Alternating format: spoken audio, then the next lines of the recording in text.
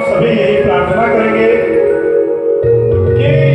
जिस तरह से आप सभी भक्तों का कष्ट को दूर करते हैं,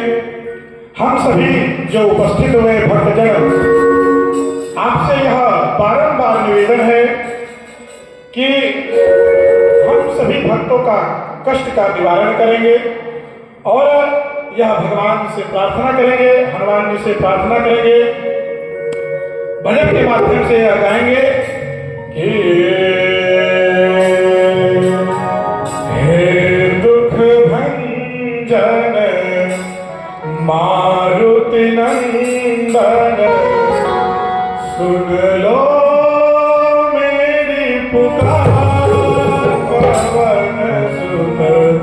विनती